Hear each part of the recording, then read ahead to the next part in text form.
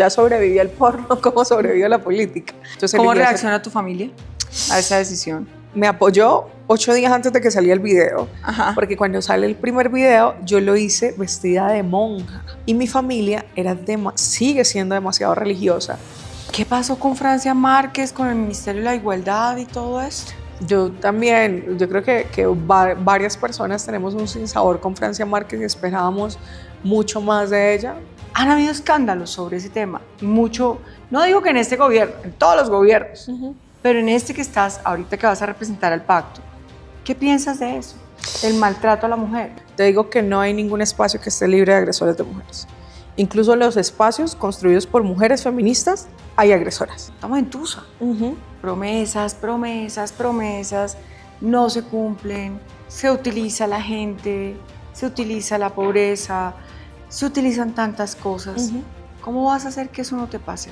Colombia es uno de los países más violentos con las mujeres trans, pero también es uno de los mayores consumidores en el mundo de pornografía de mujeres trans. ¿Dónde está la coherencia? Personajes y actualidad sin filtros. Yo soy Adriana Bernal y esto es ¿Quién es quién? Hola, bienvenidos a un nuevo capítulo en ¿Quién es quién? Hoy traigo una invitada muy especial, una mujer que ha luchado por los derechos posiblemente de mujeres visibles pero invisibles en muchos aspectos. Ella es escritora, periodista y digamos que tu nombre artístico es Amaranta. Amaranta, ¿Sí? ¿Cómo estás? ¿Podríamos decir artístico o podríamos decir cómo? No tengo ni idea, ya sabes, en algún ya momento... Ya tú eres Amaranta, sí. ya el nombre y apellido original ya no está, ¿o sí? En algún momento fue nombre artístico, es Amaranta, pero de repente se convirtió como en un nombre social también, ¿no? Como elegía que me llamaran, porque pues lo artístico ya quedó a un lado desde hace varios años, pero seguía conservando ese nombre y me parecía que era como fuerte, pero a la misma vez sensible y bonito. Y decía, es el nombre que elegí, ¿no? Porque siempre todo resulta impuesto para uno, incluso el nombre que le ponen desde pequeñito. Y me parecía que era bonito tener un nombre que yo mismo hubiese elegido. Ya no me gusta el Hank. Ese sí me parece que está muy relacionado todavía como con la industria de la que hice parte, entonces no me gusta tanto, pero el Amaranta me gusta. Bueno, pues bienvenida Amaranta, bienvenida, gracias por tu espacio. Sé que estás, mejor dicho, en un agite de agenda durísimo, para arriba, para abajo, estás ahorita en medio de elecciones también, pero hoy la propuesta es tener una conversación de conocerte a ti como ser humano, porque detrás de una actriz o detrás de una escritora o detrás de un periodista o detrás incluso de un líder político existe un ser humano con una historia. ¿Nos podrías compartir esa historia? Y si podemos, nos podemos ir a la niñez, dónde naciste, cómo fue esa niñez. Bueno, si estoy en un corre-corre de campaña política, actualmente soy candidata por el Pacto Histórico de la lista de Senado, entonces estoy en una etapa bastante interesante y retadora de mi vida, porque pues es la primera vez que estoy como en un cargo de elección popular. Y yo hacía la comparación todos estos días como cuando uno está empezando a escribir, que uno busca su estilo, ¿no? Cuando está haciendo periodismo, que uno busca, bueno, qué es realmente lo que hace parte de mi estilo periodístico, cuál es mi construcción, qué tomo de otros, pero qué es auténtico mío. Y así estoy con la política, ¿no? Me siento como que estoy viéndola desde muchos espacios, desde lo técnico, desde lo humano, desde lo centralizado, desde lo territorial, desde las juventudes, desde las diversidades, y encontrando cuál es la forma de verdad de la que quiero que sea la política, que me identifique o que me aborde, ¿no?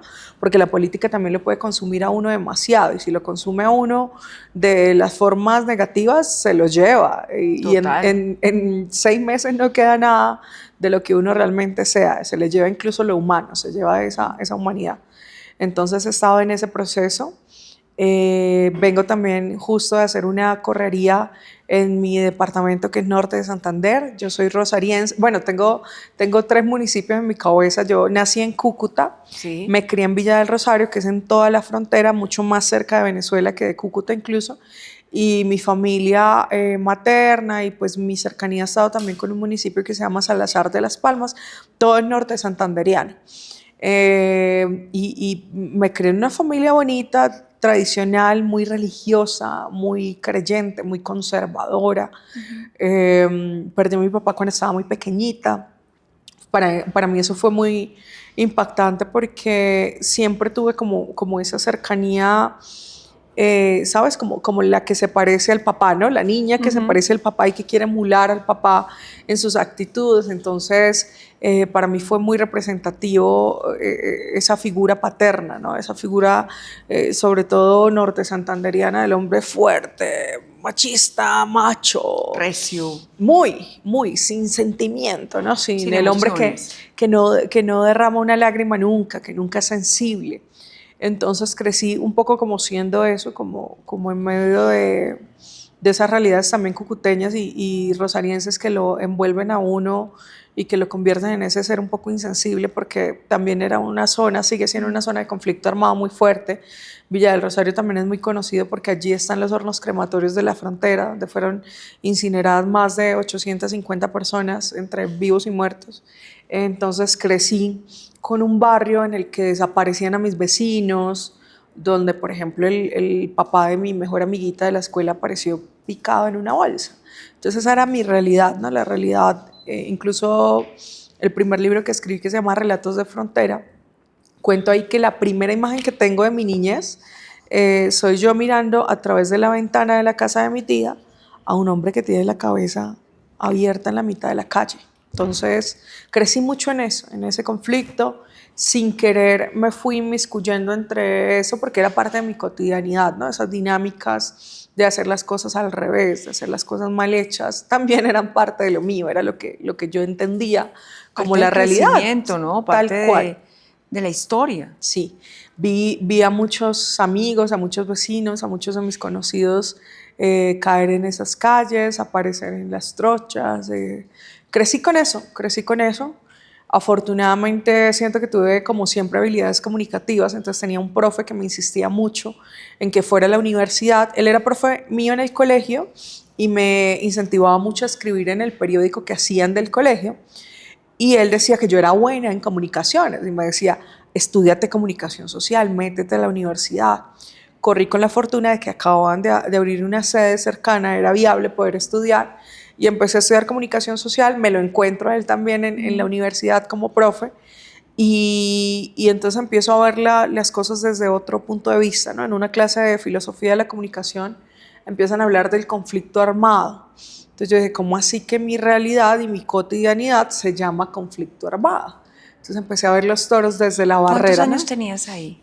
Ahí tenía 17 años. Entonces empiezo a ver los toros desde la barrera y para mí fue un choque mental fuertísimo porque, wow, ¿cómo así que hay otras realidades? ¿Cómo así que la gente puede analizar lo que para mí es lo cotidiano, ¿no? Para ti era lo normal, la rutina, lo que vivías. Tal cual. Entonces, en ese momento tenía cercanía con un periodista nacional que tenía una revista muy famosa en su momento, revista Soho. Entonces, yo tenía una red, Twitter, estaba en Twitter y en Twitter yo montaba mis fotos sensuales, siempre, eso siempre estaba al lado mío, ¿no? Como el querer exhibirme, el mostrarme, el erotismo, me gustaba eso bastante. Entonces, me ofrecieron posar en la revista como modelo o no modelo. Entonces yo le dije al periodista, le dije, hazme un fa, no me busques como modelo o no modelo, déjame escribir algo. Me dice, ¿tú escribes? Y yo escribo, cronista, le dije yo. Nunca había escrito nada en mi vida, pues, excepto lo del colegio, pero nunca había escrito una columna. ¿Era Daniel? Daniel Samper Espina. Sí. Daniel, yo siempre he tenido un agradecimiento infinito hacia Daniel. Actualmente pues diferimos muchísimo políticamente, pero creo que siempre voy a guardar ese cariño por esa oportunidad que él me abrió y ese agradecimiento. Entonces empecé a escribir, le mandé una columna que escribí en 20 minutos y le gustó y me dieron un espacio para escribir desde que estaba muy pequeñita. Entonces empecé a escribir sobre frontera. Ahí y en otros medios que ya me asociaban a temas de frontera, entonces llegaban otros medios internacionales incluso y me decían, hey, hazte una columna, hazte una crónica, ayúdanos a hacer reportaje, vamos a hacer reportería sobre frontera, que era un tema bastante atractivo. En ese momento la frontera era muy dinámica, estaba abierto, Venezuela era otra Venezuela y Y empecé a escribir, escribir, escribir con fuerza. Eso llevó a que me sacaran de la ciudad. A mí me corren de la ciudad por amenazas 3 veces seguidas. Cada vez que podía volver, volvía. Volví siendo directora de la Feria del Libro de Cúcuta, volví dirigiendo la emisora comunitaria también de Cúcuta, pero siempre me tocaba otra vez irme, otra vez irme y otra vez irme. Entonces Cúcuta se volvió un territorio invivible para mí, que me generaba mucho miedo, ¿sabes? Hasta este momento estoy rompiendo con ese temor que tenía por Cúcuta, porque yo llegaba a Cúcuta y me daba paranoia. Entonces puede ser que ya no existiera un riesgo para mí, pero llegar allá significaba estar pendiente de todos los lugares, no contarle a la gente que iba, durar muy poquito tiempo en la ciudad. Y ahí todavía estaba tu familia. Sí, la última amenaza que tuve en Cúcuta fue en septiembre, octubre del año pasado, mientras estábamos en campaña de la consulta. Y me amenazaron. Llevaba media hora en la ciudad y ya me estaban diciendo, hey, te vemos muy tranquila acá, y yo llevaba media hora de haber llegado, yo como demonios. Entonces siempre me ha generado como esa paranoia. Entonces me vine de Cúcuta, estuve en Bogotá trabajando mucho tiempo, y sabes, las condiciones laborales que uno tiene como periodista jovencito que no ha terminado de graduar. Entonces vaya y freelance y espere la cantidad de periodistas aprovechados y morbosos que hay dentro del periodismo, que tú sabrás también que eso ha pasado mucho con las periodistas jóvenes y el periodista viejo. Eso pasa y pasaba demasiado. Y el tema de la cuenta de cobro a 60 días y estar sin dinero, y era muy difícil estar acá, ¿no? Las condiciones laborales eran frustrantes, y yo tenía que lidiar con él. Eres muy buena escribiendo, vas a ser una gran periodista, y él, no tengo para comer, no tengo para ni no pasaje, me pagan, y no me contratan laboralmente. Claro. Y no pasa nada. Claro, entonces era como, no, qué hermosura estar talentosa y tener un futuro maravilloso, pero ¿y el presente para cuándo? Entonces era complejo. Sin embargo, seguí trabajando como editora, como jefe de prensa, haciendo cositas varias de comunicaciones. Seguía escribiendo, escribía en ese momento empecé a escribir más ficción, relatos, poemas, escribía bastante, y estaba en el sector cultural muy, muy, muy de cabeza, pero estaba aburrida, estaba cansada de todo, muy deprimida. Como, ¿quién no se deprime con esas condiciones laborales tan horrorosas? Y te sentías maltratada, te sentías que no eras valorada. Completamente, porque yo sentía que tenía potencial para hacer algo. Yo decía, yo puedo ser buena. O sea, la Feria del Libro yo la agarré teniendo 19 años y era un evento de 15.000 personas y metí 45.000. Y entregué una de las mejores ferias del libro que se había hecho allá. Yo decía, es que yo puedo hacer las cosas, pero ¿qué está pasando? Que el ambiente y el sistema es súper frustrante desde todos los espacios. Entonces tenía rabia con eso, y yo dije, bueno, estoy harta de todo.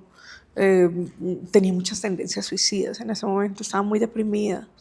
Entonces yo dije, quiero cambiar mi vida totalmente, y elegí pornografía. Yo siempre había querido, de alguna manera, o sea, mi inquietud sexual siempre estaba. Y ese cuestionamiento de por qué no podemos mostrarnos sexualmente, o por qué no podemos utilizar un escote, no sé qué, siempre estaba ahí. Incluso yo era muy voluptuosa en ese momento, y yo eventualmente utilizaba un escote, y me acuerdo que los periodistas me decían, vas a perder credibilidad, o sea, los mismos periodistas que me acosaban me decían, vas a perder credibilidad si te pones un escote. Entonces para mí esa incoherencia como que no cabía en mi cabeza. Una doble moral. Horrible. O sea, eso es una doble moral. Claramente horrible. Te veían con morbo, y al mismo tiempo te decían... cuestionaban, y cuestionaban a otras periodistas. Habían periodistas una que admiro mucho, que, o sea, siento que es de las mejores escritoras que tiene Colombia, y si la veían que se tomaba un par de tragos, entonces todos hablaban súper mal de ella y decían un montón de barbaridades, pero ellos eran los acosadores que estaban encima de las periodistas jovencitas y de las peladitas que estaban haciendo pasantías. Un desastre, un desastre.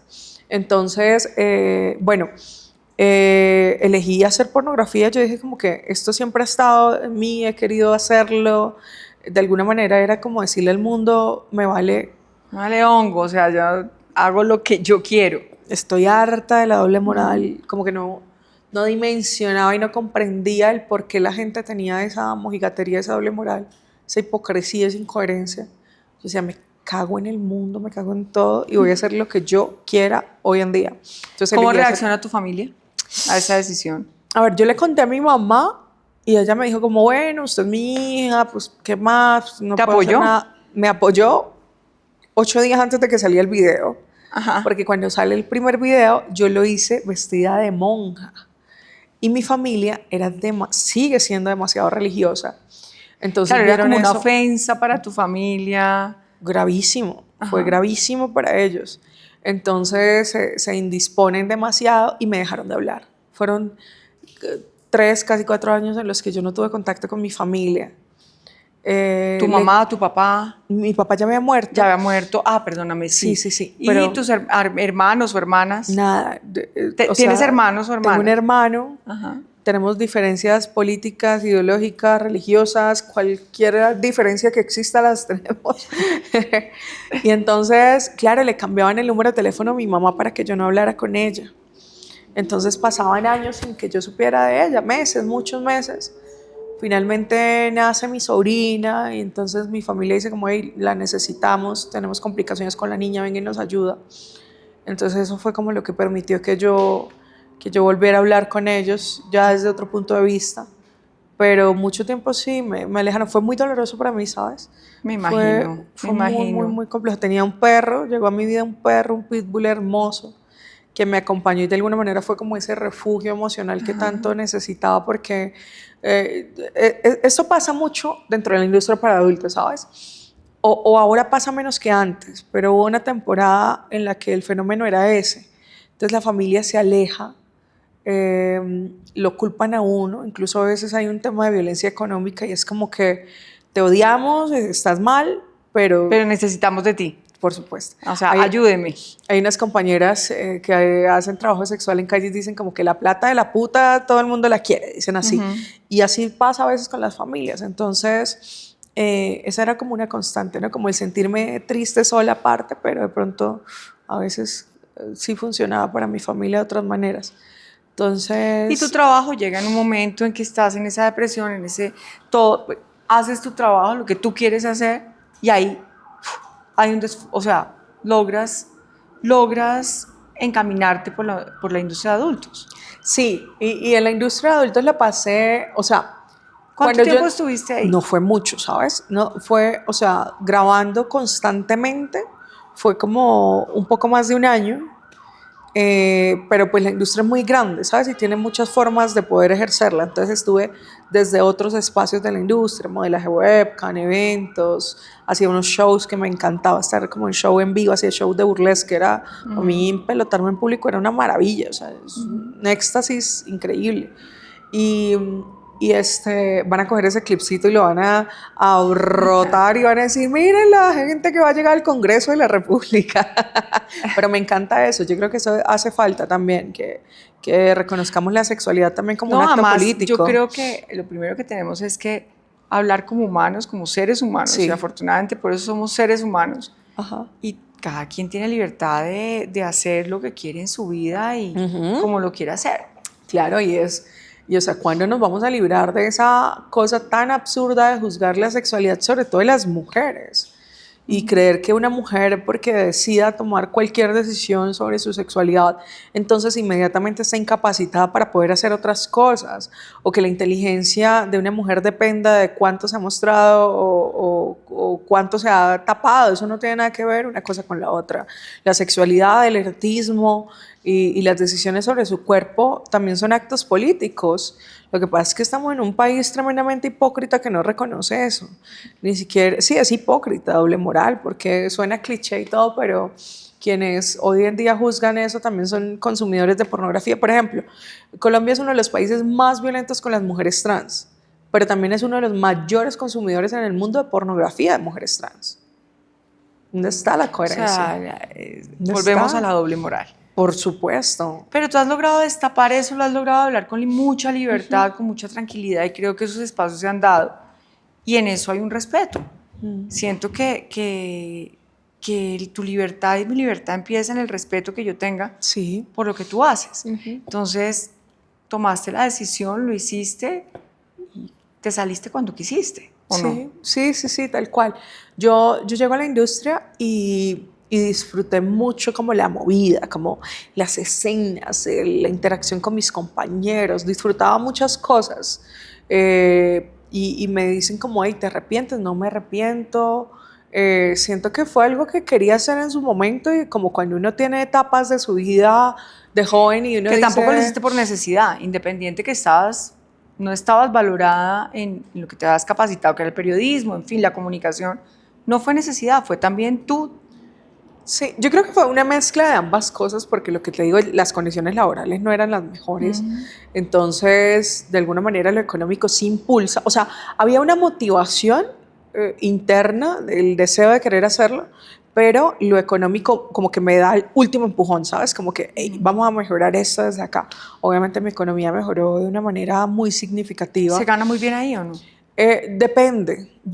A veces, no exactamente de las escenas, no son muy bien pagas, pero sí de la popularidad que puedas hacer alrededor de eso, ¿no? Porque eso te ayuda a trabajar con marcas, a trabajar en eventos, a un sinnúmero de cosas. Creo que ahora se puede hacer incluso, puede ser un poco más de dinero que en ese entonces, porque están estas plataformas independientes, OnlyFans, aunque bueno, también hay mucha competencia hoy en día, pero las escenas no se pagan demasiado bien en realidad. Y las condiciones laborales pueden ser duras también. Eso fue lo que pasó también cuando estoy allá. Empiezo a ver, yo me fui inmediatamente a trabajar en Europa, que era como la capital de la pornografía. Barcelona, Budapest y Praga fueron las tres ciudades en las que trabajé.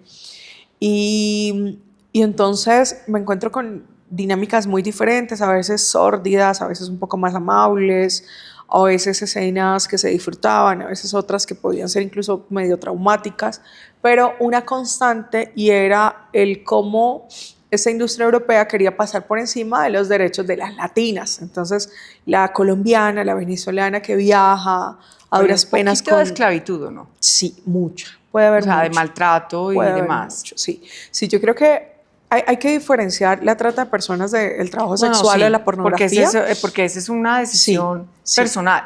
Lo otro Pero es una captura, es sí, un pero secuestro. hay muchos espacios donde pueden incluso coexistir las cosas, donde hay una explotación laboral muy fuerte. Entonces, compañeras, por ejemplo, de las que les cambiaban muy constantemente las condiciones de las escenas y ellas no estaban, o sea, no podían quejarse sobre eso porque les cancelaban las escenas. Eso me empezó a pasar a mí.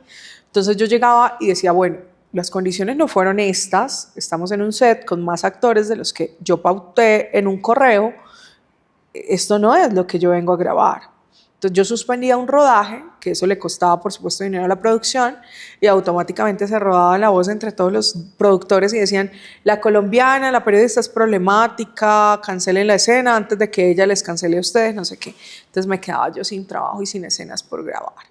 Pero era, o sea, yo decía, no van a pasar por encima de mi cuerpo.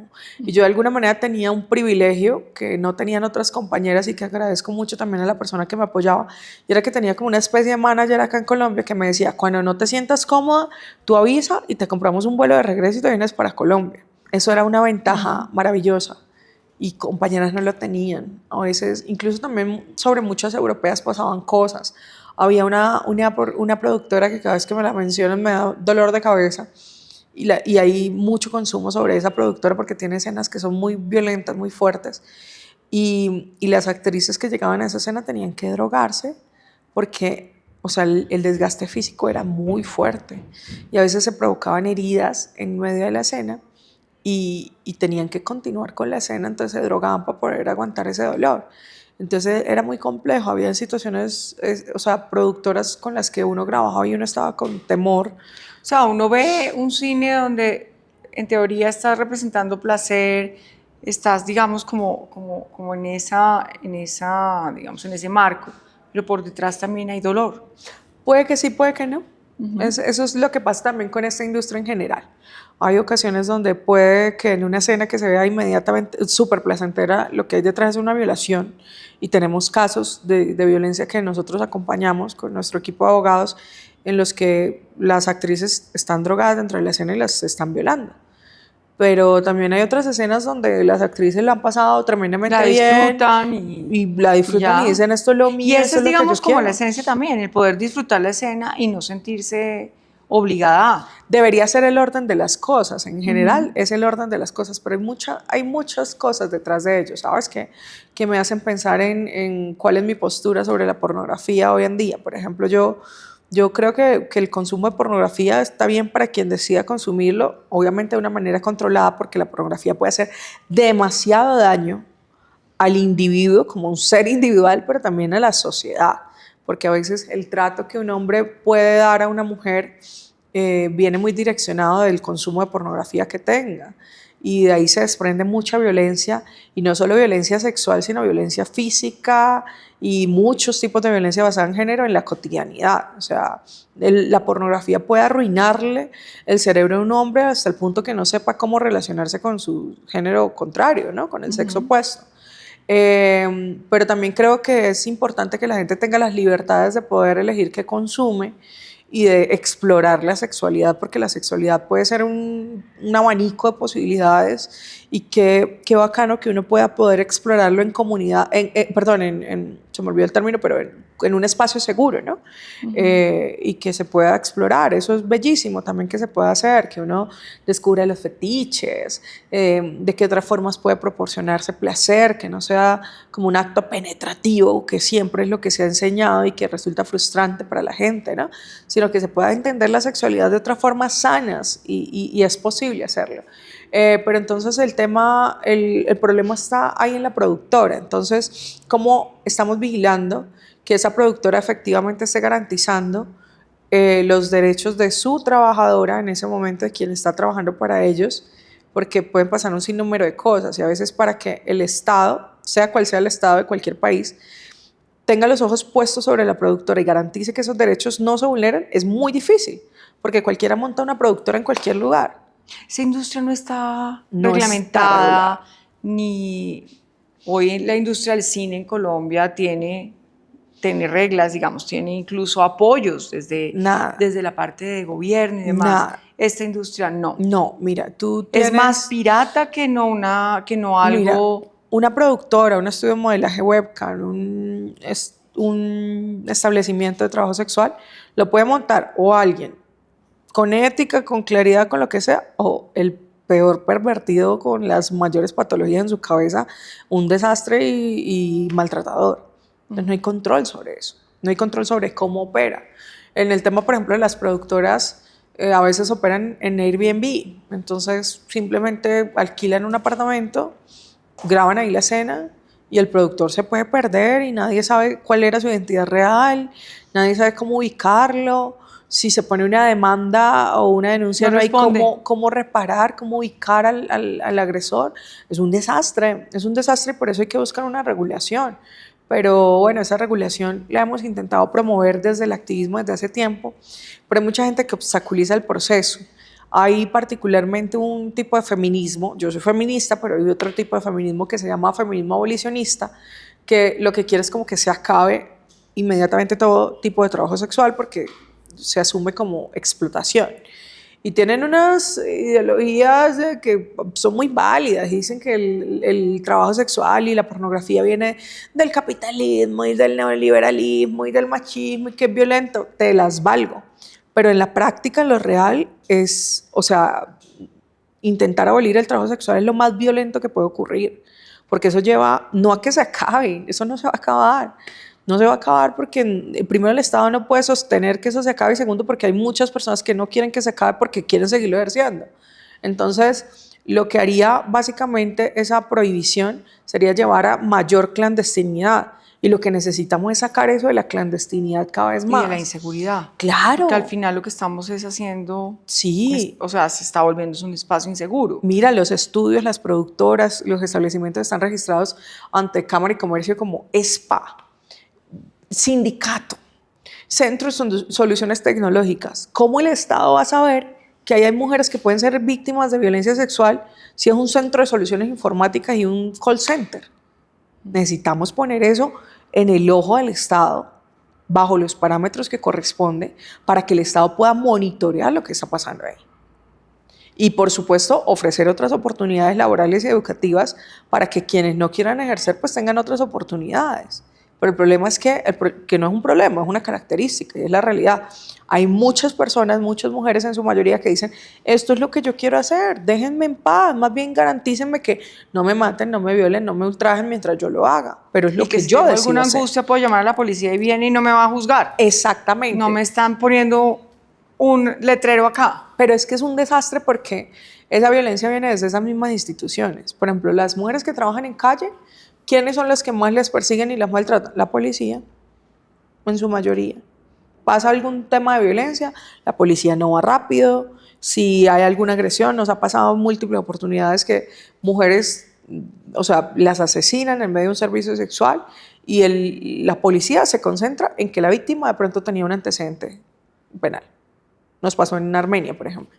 Matan a una mujer en medio de un servicio sexual, un hombre, un agresor que llevaba agrediendo a varias mujeres trabajadoras sexuales, que había evidencia a través de chats, donde el mismo hombre incluso proponía que drogaran a la mamá de él para él tener el espacio donde poder recibir estos servicios sexuales, o sea, un tipo agresor, pero la policía, el comandante de policía del Quindío en ese momento, se concentra en mencionar que la víctima tenía un antecedente por hurto.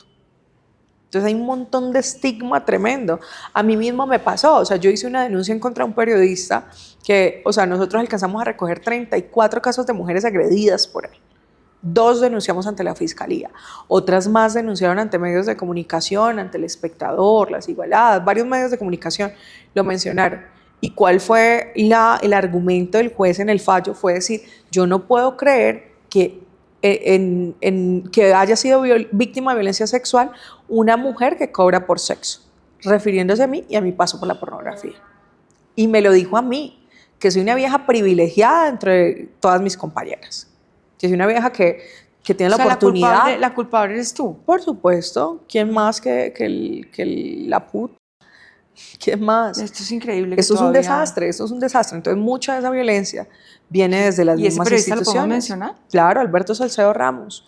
Y lo maravilloso de todo este proceso fue que ese tipo salió absuelto, pero toda la sociedad entera sabe que él fue un agresor. Toda la gente lo sabe, porque nos falló la fiscalía, pero la sociedad no nos falló. Incluso otras periodistas con las que yo no tenía cercanía, que no tienen afinidad hacia mis ideas, que no les gusto yo como persona, como personaje, como figura, como lo que sea, decían, todos sabíamos que Alberto Salcedo Ramos era un agresor y lo estábamos callando. Entonces le ganamos esa jugada. Él se llevó su absolución para tenerla ya guardada en la casa, será que la imprimió de pronto, y la tiene en un cuadro en la casa, pero nosotras por lo menos pudimos cerrarle esos espacios que él ocupaba porque ese estaba de feria del libro en feria del libro mirando a ver qué jovencita se le acercaba a decirle que lo admiraba para él invitarla a tomar café a su casa y agredirla sexualmente. Entonces ganamos esa batalla, yo siento que la ganamos, pero el trabajo es muy largo por hacer. Mi cotidianidad tiene que ver mucho con atender esos casos de violencia. Yo desde el 2020 más o menos empecé a destinar gran parte del salario que me ganaba en OnlyFans. En ese momento yo era, en pandemia, yo era la segunda modelo mejor pagada de toda Latinoamérica en la industria. Entonces, ese dinero lo empezamos a destinar en gran parte a atender casos. Al principio era como acompañamiento psicológico porque muchas de las víctimas decían, me siento mal, estoy destruida, pero no quiero denunciar porque me da miedo de lo que me puede hacer el tipo, el agresor, Entonces, siempre... Solo trabajadoras sexuales, pero si una persona tiene un problema, fue abusada, no necesariamente... Sobre todo mujeres de la industria. Sobre todo mujeres de la industria en general. ¿Solamente estás enfocada ahí? Sí, o sea, no es que si llega un caso de una mujer que no tenga nada que ver con trabajo sexual no la atendamos. Incluso justo nos acaba de llegar un feminicidio que vamos a acompañar y ella no tiene nada que ver con la industria. Lo acompañamos, pero sobre todo hacemos el acompañamiento a personas que tengan que ver con la industria, desde cualquier modalidad, porque son muchas las vulneraciones que hay. Entonces ya hoy en día, afortunadamente, pues un alivio dentro del desastre.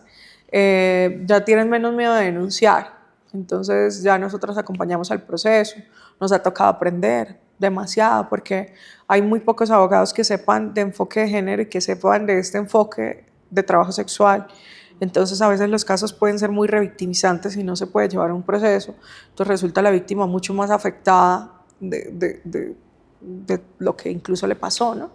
Entonces, eso estamos haciendo desde hace mucho tiempo, ha sido complejo, por eso también elegimos ir al Congreso, porque dijimos, estamos hartas de que cualquier avance que se haga en materia de derechos para trabajadoras sexuales lo tienen que hacer las activistas. Cualquier investigación la hacen las activistas, las organizaciones sociales. ¿Dónde está el Estado haciéndose responsable de eso? Incluso, ¿dónde está la misma izquierda? Porque yo soy de izquierda y hago parte de una lista de izquierda, y dentro de la misma izquierda hay desconocimiento sobre este tema.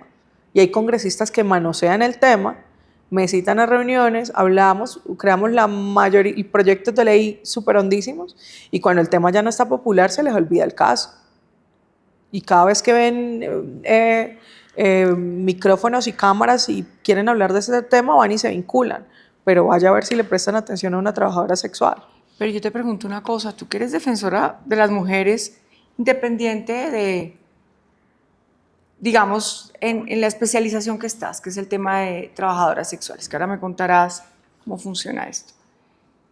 Una mujer, cualquier mujer se puede también sentir identificada contigo, ¿sí? Porque no necesariamente escogió ese trabajo, pero puede tener otro, pero ha sido, repito, víctima de la violencia sexual. Estoy hablando o ya sea porque decidió o se tomó un trago o esto en una rumba, Sí. X, Y, Z, edad, cualquiera. Siendo, digamos, tú ese referente y digamos, los escándalos que ha tenido, yo no voy a entrar entre si izquierda o derecha o no, respeto completamente las ideologías y demás, pero han habido escándalos sobre ese tema y mucho, no digo que en este gobierno, en todos los gobiernos, pero en este que estás, ahorita que vas a representar al pacto, ¿qué piensas de eso? El maltrato a la mujer. Mira, yo creo que a veces se nos señala mucho a nosotras y nos dicen, pero ¿cómo está siendo defensora de mujeres en un espacio donde hay agresores de mujeres? Mira, te digo que no hay ningún espacio que esté libre de agresores de mujeres. Incluso los espacios construidos por mujeres feministas hay agresoras. Hay algo que no, incluso... no hay nada más duro que una mujer que le tire a una mujer. Sí, y nosotros nos tiramos duros. Y hay un tema muy importante que en algún momento se hablará también, que no se ahonda mucho en eso porque es de alguna manera darnos un tiro en el pie, porque ya el feminismo lo manosea todo el mundo y nos señalan y nos quieren decir que odiamos a los hombres, etcétera. Pero dentro del feminismo hay un montón de acoso sexual fuertísimo, que a veces se valida porque entonces son mujeres y son lesbianas, entonces no está permitido y es malo si lo hace el hombre, pero si lo hace la mujer nos quedamos calladas con el tema y me ha pasado. Incluso en una oportunidad yo decía como que, ¿qué puta fue lo que pasó anoche? Que fue una situación sumamente incómoda. Yo decía, claro, si yo cambio el personaje y en vez de esa mujer pongo un hombre, yo lo hubiera cogido a puños. Y no lo cogí a puños porque era una mujer. Pero fue una agresión, fue igual. Una agresión. Exacto. Claro, y eso pasa. Entonces, primero, no hay ningún solo espacio en el mundo donde no haya violencia hacia la mujer. Entonces, nosotras simplemente no podemos salirnos de los espacios porque hay agresores. Yo soy una fiel creyente desde siempre que las cosas se cambian desde adentro. Por eso estoy en una lista de Congreso hoy. Por eso soy heteronormada, por eso soy etcétera. Porque yo siento que las cosas se cambian es desde adentro, desde los espacios de poder y en constante debate como pares con las personas que hacen esas agresiones también. Entonces, por eso sigo en el partido, pero también creo, o sea, pero aquí así estando echándole... en el partido, y si alguien del partido o alguien que sea compañero tuyo agrede, automáticamente yo ya lo he hecho. Tú ya levantas la voz. Sí, nosotros de alguna manera le tumbamos la SAE a este señor que ni me acuerdo, Cancino, no sé qué, porque salió una denuncia de violencia sexual y yo salí y le reforcé. Yo dije completamente, un hombre que le azota el teléfono a uno a medianoche de formas que no corresponde, es un agresor sin lugar a dudas y salimos adelante con eso. Obviamente hay cosas que van mucho más allá del feminismo y del alcance que uno pueda tener. Y bueno, también hay una cosa que puede ser súper funable, pero quiero desarrollarla porque es algo que he venido pensando. Por ejemplo, en estos días, y no me lo me voy a dar un tiro en el pie yo mismo. En estos días me cuestionaba mucho sobre Matador, porque a Matador lo han relacionado con denuncias de violencia. Entonces, compartía yo con Matador, yo estaba muy a la defensiva en el momento que me tenía que encontrar con él y yo dije, pucha, me van a dar durísimo, no quiero compartir con él. Cuando llego a compartir con él el espacio de trabajo, me encuentro con un man súper enfocado, muy humano, muy pendiente de lo político, sin esos egos políticos que suelen haber incluso dentro del mismo partido. Me encuentro con un tipo como con esa convicción y coherencia de verdad en que las cosas funcionaran, y me echa él el cuentazo de lo que pasó. No estoy justificando, no defendería a ningún hombre, no justifico las acciones de nadie, pero entonces me echa él el cuento de cómo, qué fue lo que pasó con su familia, de cómo es que esta denuncia se hace pública y cómo también de alguna manera manipulan la información de lo que pasa con él. Entonces me dice él como, hey, mi familia me perdonó, tenemos una familia que quiere avanzar, pero es la misma sociedad la que le está diciendo a mi esposa que es una maltratada y a mis hijas que son una maltratadas, y mis hijas no quieren reconocerse como eso porque es que eso no es lo que hay en mi familia, ¿no? Entonces yo veo eso desde el otro punto de vista y yo digo, la gente tiene derecho a resarcir el daño, y yo creo en eso. O sea, yo creo en que la gente tiene derecho a pagar por las cosas y a cambiar, y lo creo completamente. Y reitero, no estoy defendiendo a un agresor y no estoy metiendo las manos por un agresor, porque no las meto al fuego por nadie. Pero entonces yo comparaba y yo decía, este tipo está resarciendo las cosas, dando la cara, y me está demostrando con su forma de ser y de trabajar que es un ser humano valioso. Hay muchos que tienen una imagen súper limpia y son un desastre de personas. Y no solo como agresores de mujeres, como basuras como seres humanos. Prefiero al tipo que está señalado como agresor, que me está demostrando que es un buen ser humano, que a otros y otras, incluso mujeres, que manosean las causas feministas y que posan ante las cámaras como las defensoras de mujeres y políticamente correctos, pero que en privado sabemos cómo son. Entonces, yo me quedo con eso, ¿sabes? La política, ahora que uno habla de política, estamos en un país donde nos sentimos también decepcionados. Estamos en tusa. Promesas, promesas, promesas, no se cumplen, se utiliza la gente, se utiliza la pobreza, se utilizan tantas cosas. ¿Cómo vas a hacer que eso no te pase a ti? Mira, no sé, no mentiras. A ver, ha sido un choque en la política, porque tengo como en una balanza las cosas, ¿no? Tengo por un lado eso bonito que se construye en territorio, ir a escuchar a los líderes, a las lideresas, buscar de qué manera puede uno de verdad comprometerse y ayudar, así no sea desde la función de legislar, sino de articular y buscar cosas.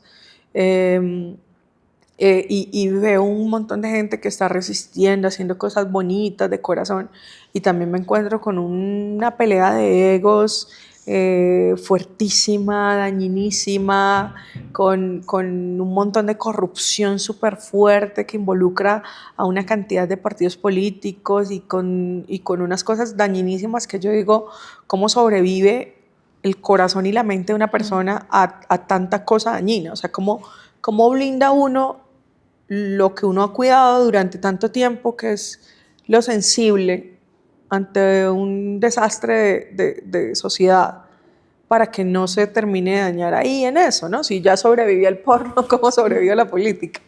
Es difícil, y yo creo que estoy en ese proceso de entender cómo me voy a blindar ante eso, ¿no? Porque bueno, yo digo que ya es un hecho que sí vamos a ganar y que yo voy a lograr esa curul. Yo lo veo como muy viable, o sea, tengo como el 85% de posibilidades de que sí ocurra. Yo digo, bueno, ¿cómo vamos a blindar eso para que la prioridad sea siempre la causa y lo sensible y lo humano? Y yo creo que yo tengo una ventaja, una ventaja de dos cosas. Y es primero que a mí el poder no me deslumbra, porque lo he podido tener de alguna manera de muchos espacios. Y la visibilidad, hay gente que se mata y se destruye por ser visible, y yo puedo serlo si quiero. Y otra cosa es la plata. A mí la plata no me deslumbra. Yo soy una persona austera, yo vivo con mis cosas tranquilamente. A mí me pueden investigar y no le robaba nada a nadie. Ya la has tenido y la has conseguido tú. Sí, y entonces, o sea, para mí la plata es tener mi nevera llena, tener mis cuentas pagadas como corresponde, no deberle plata a nadie. Eso es mi tranquilidad. y comprarme un lujito de vez en cuando, que son cualquier cosita, unos tenis nuevos, pero no es nada, ¿sabes? Estrambótico, ni loco, ni absurdo. Soy muy austera, ahorro, hago cosas. Entonces yo siento que eso de alguna manera me blinda de no convertirme en ese desastre de ser humano. Y que siento que también la cuña para el partido, yo siento que, bueno, la política está minada de gente muy fea, pero en el partido me he encontrado gente muy bonita. Hay gente fea también, pero me he encontrado gente muy bonita que cree de verdad en las causas y con las que tenemos esa sintonía de que de verdad queremos hacer algo positivo y queremos entregar parte de nuestro trabajo a que las cosas se hagan muy bien hechas. Entonces, yo creo que también refugiarme en esas personas que han sabido hacer las cosas bien. Y hay políticos, yo por ejemplo a Petro le pueden tirar lo que sea, digan lo que sea de Gustavo Petro, pero ese tipo nos ha robado un peso y ese tipo es lo más correcto que hay porque él cree en su causa. Y yo creo que hay gente también como él dentro del partido que cree en su causa y hay gente con la que voy a poder trabajar. ¿Pues se ha rodado bien o mal? Así, tú eres directa, eso me encanta. No, Eres directa. no, yo creo que sí hay algunas oportunidades donde no estaba muy bien rodeada, pero bueno, las cosas puristas no funcionan mucho, ¿no? Hay pequeñas cosas que a veces se han tenido que sacrificar, así funciona la vida, un desastre, lamentablemente, pero busquemos que cada vez sea más limpio todo el proceso. Incluso creo que esa necesidad de haberse visto de alguna manera mal rodeado un poco dentro de este gobierno que acaba de pasar o que está pasando, fue algo que tenía que ocurrir porque era el primer gobierno de izquierda, pero ya con todo el trabajo que se ha adelantado, con la gente más afín al progresismo, que no tiene miedo de contar que es de izquierda, que tiene ideas de izquierda, ya son menos cosas las que hay que sacrificar en este nuevo gobierno, ¿sabes? Yo creo que, y además creo mucho en Iván Cepeda, ¿sabes? Siento que también es otro tipo similar a Gustavo Petro y por eso me alegra que sea él y no otra persona quien ocupe esa continuidad del gobierno del cambio, porque yo creo que Iván Cepeda también es un tipo tremendamente coherente, es un tipo que incluso si tiene un evento en algún lugar de una ciudad y no le gusta quién financia ese evento, no va. Y eso es lindo. Y eso habla de él y de su ética. Háblame un poco más sobre cómo funciona, cómo está establecido acá. A veces generalizamos con una sola palabra y metemos a todos en un mismo saco, que es la forma más fácil. Cuando uno señala Desconoce. y uno dice, y desde la ignorancia pasan tantas cosas. Entonces, ¿por qué no me cuentas un poco sobre eso? Bueno, nosotros le llamamos actividades sexuales pagas, ha sido como el término más amable en el que han logrado recogerse como todas las modalidades, porque a veces, pues técnicamente es trabajo sexual en el fondo, pero hay muchas mujeres a las que les cuesta identificarse como trabajadoras sexuales. Hay hombres que también están ahí. También, sí. Y ellos están también dentro de tu programa y dentro de tu, sí. digamos, dentro de dentro del que vas a trabajar. Sí, en su mayoría son mujeres, pero hay muchas personas no binarias y hombres que están ahí. Entonces, tenemos varias modalidades, modelaje webcam, por ejemplo. Colombia es uno de los países con más modelos webcam del mundo. Creación de contenido como para plataformas OnlyFans, Pornhub, también uno de los principales productores de pornografía y de contenido. Se habla incluso que en contenido virtual, digital, de modelaje webcam, pornografía y creación de contenido, entran en Colombia 1.500 millones de dólares anuales. Entonces somos una potencia en realidad, ¿no? Se produce demasiado. Pornografía también, lo que te comento, que se hace con productoras. Colombia de alguna manera revivió las productoras que se habían muerto un poco desde la pandemia y Colombia las revive, entonces ahora ya no viajan las actrices a grabar en Estados Unidos y en Europa, sino que vienen las productoras y los actores de Europa y de Estados Unidos a grabar en Colombia, sobre todo en Medellín, Cali y Bogotá. Entonces es una industria muy, muy grande. Yo creo que no ha sido consciente Colombia de la importancia de poder regular porque es una industria muy grande. Trabajo sexual en calle, en establecimientos también, con mucha fuerza ahí en Colombia. Todos los rincones del país tienen trabajo sexual en calle, en establecimientos. Hay trabajo sexual en las zonas rurales también. En ocasiones se les llama sexo por supervivencia. y es el que ejercen muchas mujeres en esas zonas rurales a cambio de cosas, ¿no? De productos, de canje, por plátano, por una gallina, por comida, que eso ocurre bastante en el país. Trabajo sexual en corredores viales, por ejemplo, es otra modalidad y ocurre en las vías principales del país. A veces se presta ese servicio como a camioneros, a personas que transportan y que son mujeres que están muy desprotegidas porque pues son trabajos que se hacen en las madrugadas, por ejemplo, en corredores viales donde hay un policía, donde hay un CAI, donde hay alguien que pueda proteger, ¿no? Esas son las modalidades, estimamos que pueden ser unas 500.000 mujeres ejerciendo en el país, mujeres en su mayoría, no 90%. No ha Todas están habido, identificadas, carnetizadas, no hay una digamos, tienen alguna caracterización. protección de salud o No, alguien que los guíe. no hay una caracterización a nivel nacional de ello. Se ha pretendido hacer, incluso a través del Ministerio de la Igualdad se pretendió caracterizarlas y no se ha logrado.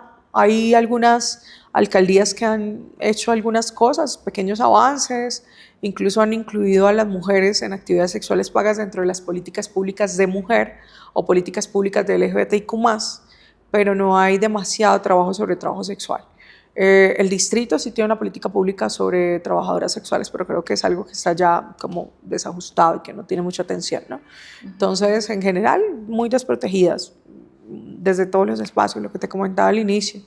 Es bastante el trabajo por hacer, es bastante, y también el buscar otras oportunidades para trabajadoras sexuales es un camino largo por recorrer, porque muchas ya quieren dejar de ejercer. Hay un fenómeno constante en muchas ciudades. Ahorita estuvimos en Bucaramanga y lo evidenciamos también en varias zonas del centro de la ciudad, de trabajadoras de la tercera edad, mujeres de 65, 70.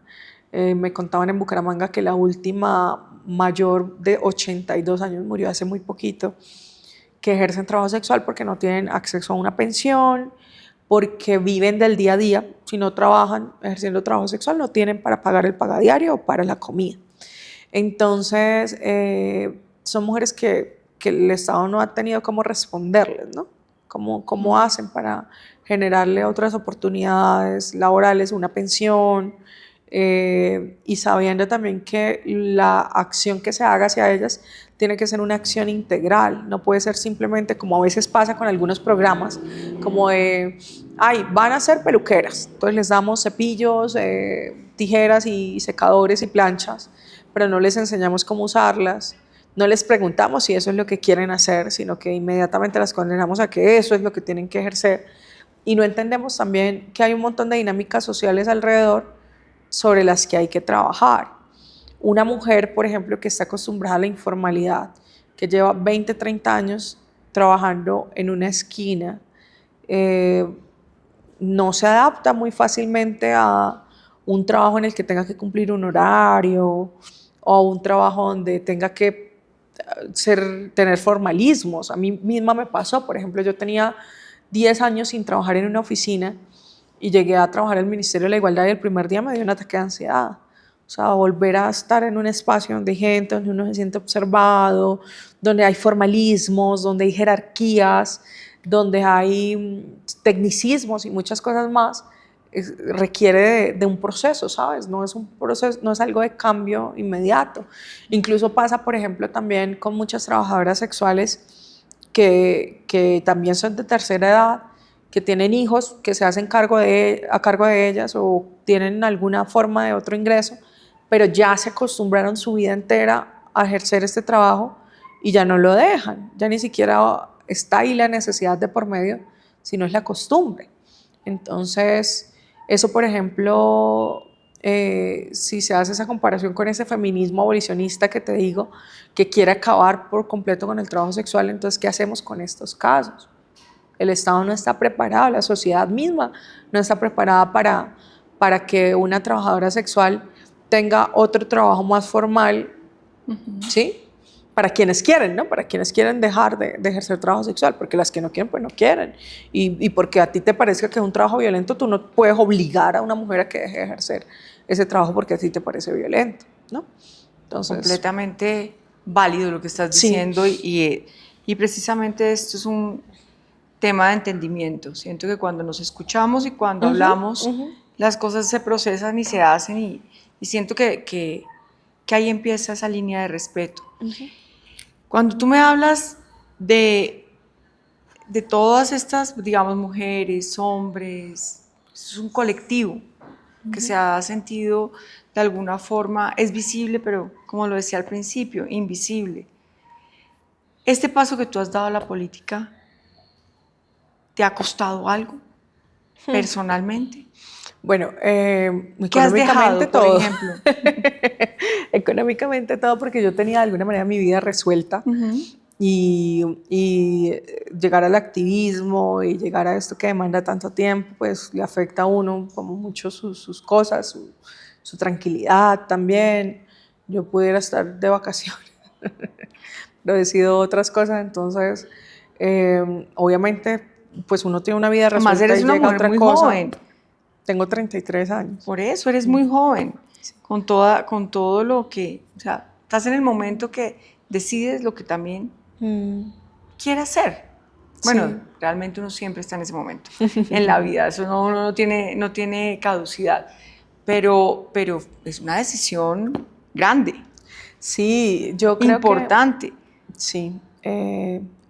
Pues a ver, se me olvidó la pregunta que me hiciste. No, básicamente lo que te estoy diciendo es lo que has dejado y dónde estás por la política. Sí, que me ha costado.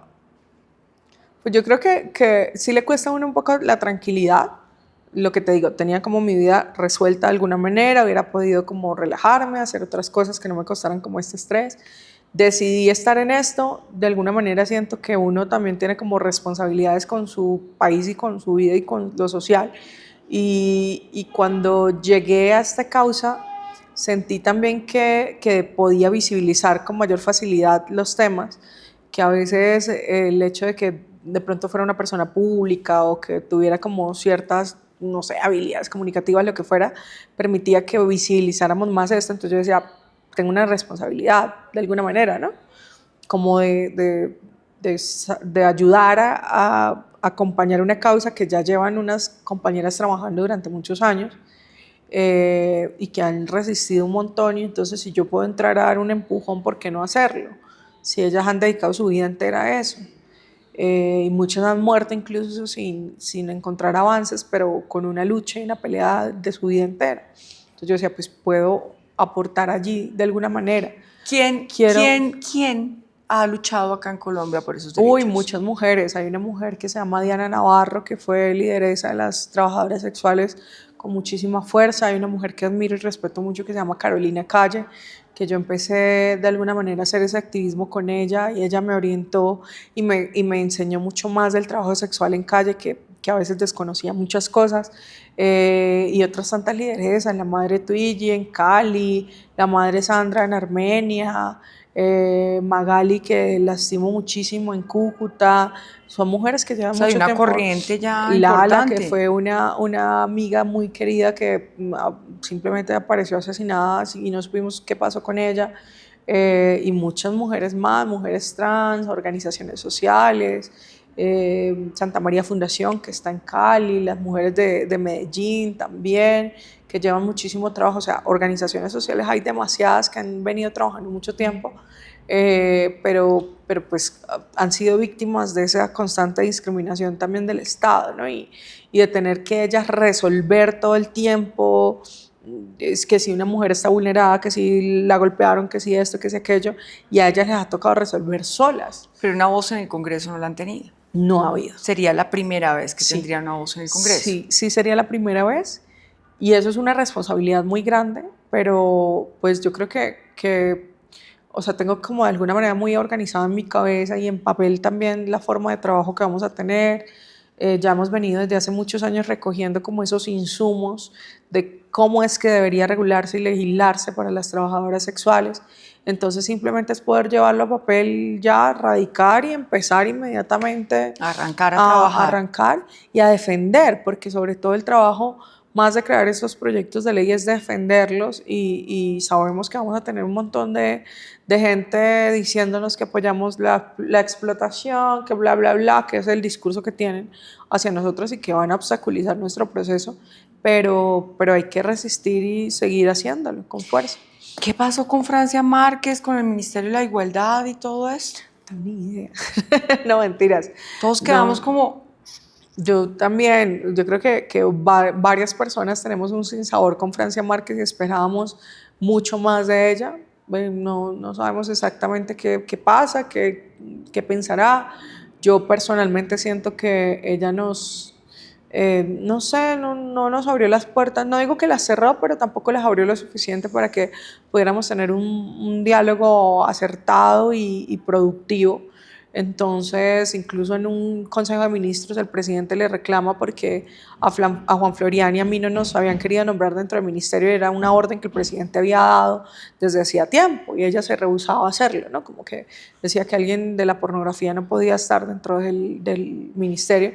Incluso yo fui llamada a ser directora de una oficina y nunca me permitieron entrar y entré fue como asesora. Yo no tuve problema porque yo dije, no me importa si soy la que manda o la que no manda, lo que quiero es trabajar como en el área, pero nos bloqueó mucho el proceso y bueno, no sé, tendrá sus razones. Lamento mucho que una figura política tan importante como ella, que estaba creciendo tanto en Colombia y que tenía la oportunidad incluso de hoy repuntar muy fuerte, que simplemente se haya... Que hubiera podido ser la sucesora, ¿no? Incluso puede ser que sí, por Del supuesto que sí. progresismo. Por supuesto que sí, y no lo haya sido. Siento que es algo que se desaprovechó mucho. Hay que ver a nivel personal también qué puede haber pasado por su cabeza, porque, reitero, esta política puede ser súper destructora, puede ser demasiado violenta desde todos los espacios, incluso ese fuego amigo es muy difícil. Y si uno no está preparado para eso, pues también tiene que dar un paso al costado. Espero yo estar preparada para eso y que no me tocara el paso al costado yo misma. Bueno, a veces sí, uno no sabe. Sí, uno no sabe. Hoy estás acompañada en pareja, ¿piensas tener hijos? ¿O eso no está en tu Yo radar? no sé si quiero tener hijos. Creo que todavía tengo aliento cuando veo mujeres que tienen por ahí 39, 38 años y están embarazadas. Yo digo, todavía tengo tiempo. Tengo 33, entonces tengo todavía tiempo de decidirme.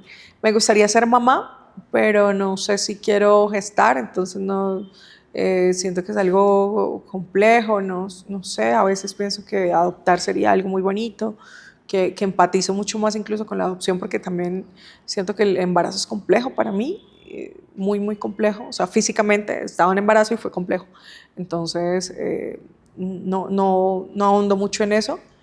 Y tengo pareja, afortunadamente tengo un hombre que conoce muy bien la política. Que te apoya, Sí, tu coequipero. sí, ha sido un gran compañero y yo creo que estamos en una etapa muy bonita en la que entendimos cómo es tener una relación, como que para ninguno de los dos nunca importó eso, ¿no? ¿Sabes? Como yo nunca tuve una relación estable, para mí eso era como un tema ni siquiera secundario, terciario, y para él también. Y hemos ido entendiéndonos en medio del desastre que somos, de lo tercos que somos ambos, del ego que tenemos los dos, pues al relacionarnos como pareja. Y entonces hemos ido como ahondando en eso, como entendiéndonos. Mi psicóloga me decía que no estuviera con él, entonces dejé de hablar con mi psicóloga. Dejaste a tu psicóloga, pero a él no. Sí, y hemos ido entendiendo eso y ha sido bonito, sobre todo comprendernos en la práctica, ¿sabes? Yo siento que a veces... ¿Él viene también de la industria o no tiene nada que ver con eso? No, viene más de la política. Viene más de la política, entonces es chévere que... ¿Se complementan? Sí, está bien. Y es una persona, parece que muy maduro desde muchos aspectos y siento que tengo un gran coequipero. Eso es lo más importante. Sí, súper. No sabes el placer que ha sido hablar contigo, pero vamos para la segunda parte del programa. Creo que me podría quedar mucho más tiempo. Me parece que siempre se aprende de los seres humanos y ese también es, ojalá todos pudiéramos o ampliáramos nuestras capacidades también de escuchar, de dialogar y de hablar. Y ojalá que ese espacio se dé también, independiente, ganaste, sigas abriendo ese espacio para poder seguir entendiendo muchas cosas que posiblemente somos seres humanos con tantos aprendizajes que hoy en día tenemos que desaprender para entender. Sí. Entonces creo que ese es un reto también para ti, Sí. de poder tener esta apertura. Esta segunda parte son esas cartas. Oh, por Dios. Todos dicen lo mismo que tú. De ahí me vas a sacar 10 cartas. ¿Cómo Ajá. son? Tú las sacas en el orden que tú quieras, como quieras. Lees, es una palabra, lo primero que se te venga a la mente, lo que quieras hablar alrededor de esto. Las agarro ya, ¿sí? Sí, cógelas todas y vas sacando de a una en el orden que tú quieras.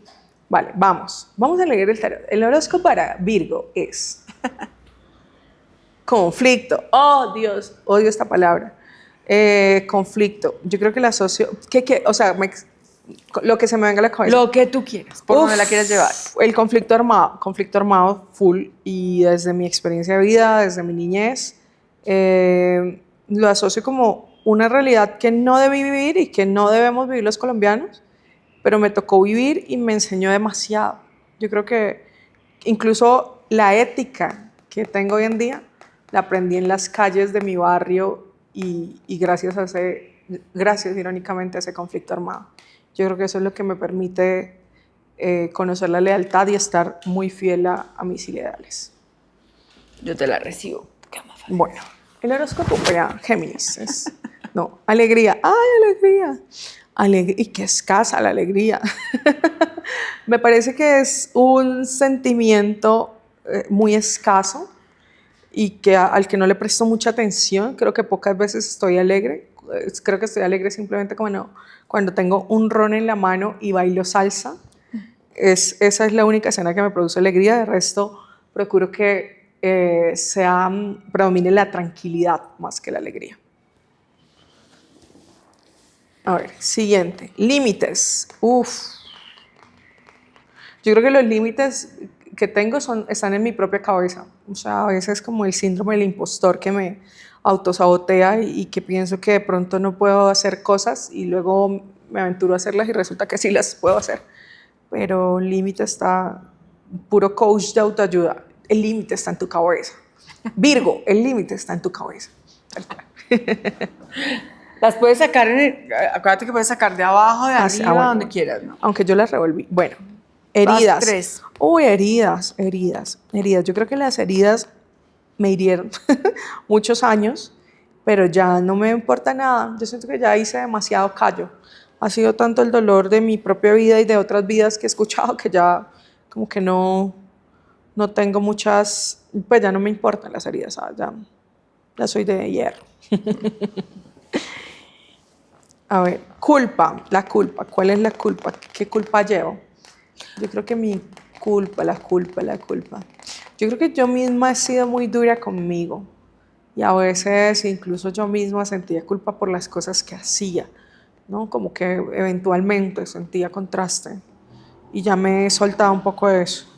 Algo que extraño de la pornografía es que yo hacía las cosas sin que me importara nada lo que pensara la gente de mí, y cuando salí de la que otra vez me volví como cuidadosa, ¿no? De cuidar lo que digo, lo que hago, cómo me muevo, cómo me percibe el otro. Y yo creo que cuando me hice consciente de eso ya he venido soltándolo un poco. Dignidad.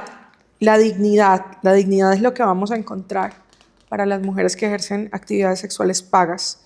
Que nadie nunca más nos discrimine por lo que hemos decidido hacer o por lo que la misma sociedad y el sistema en general nos ha llevado a hacer. Y vamos a trabajar muy fuerte por eso, por esas vidas dignas, muy fuerte.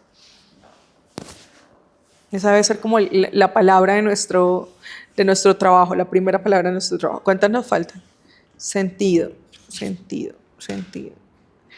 Voy a abordarlo más desde lo sensible, desde los sentidos, lo sensible.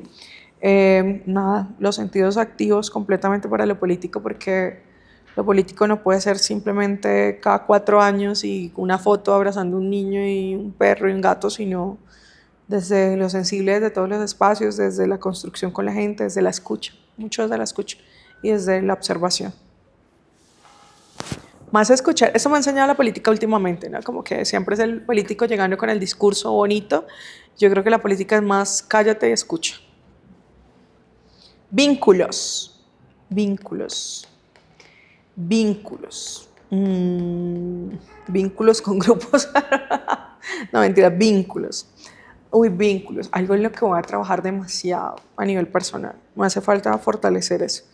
Fortalecer esos vínculos porque a veces uno conoce como tanta gente siempre y como que no fortalece esas relaciones, ¿no? Y yo creo que voy a trabajar mucho en eso. Uno de mis retos es tener muchas más amigas este año, de mis propósitos de año. Vamos a hacerlo. ¿Cuánto me faltan? Te faltan 2. ¿2? Bueno. Vamos con, ay, en blanco. Ah, no, esa. Voto en blanco, no voto en blanco, no vote y voto. Bueno, ahí mandas de una vez el... Mentiras. Silencio. Uy, qué hermoso el silencio. Yo creo que el silencio es mi mejor amigo. Me sirve mucho para recuperarme y lo valoro también un montón cuando estoy en casa. Me gusta demasiado el silencio, me gusta como los espacios de mucha, mucha, mucha paz. Y bueno, en silencios y reitero, escuchando a otros, yo creo que se construye un montón.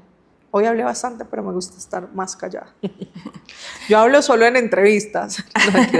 Ya ahí terminas, pues si quieres sacar más. No, ya. Es tu... Me última la ñapa. Segundas oportunidades. Ay, mira, qué linda. Segundas oportunidades. Sí, maravillosa. Yo creo que también este proceso político es para demostrarle a la sociedad que podamos, pues no quiero ser ejemplo de nadie, pero que todas nos demostremos que no importa cualquier elección que hayamos tenido sobre nuestras vidas, siempre podemos hacer lo que nosotras queramos y podemos buscar otros espacios donde queramos estar. Nadie tiene derecho a juzgarnos por nuestro pasado, por las decisiones sobre nuestro cuerpo, sobre nuestra sexualidad y decirnos que no podemos estar en otros espacios políticos, académicos, artísticos o donde sea que queramos estar. Maranta, muchísimas gracias. A ti infinitas. Creo que ha sido una entrevista, una conversación maravillosa. De corazón te digo gracias, te deseo todos los éxitos del mundo.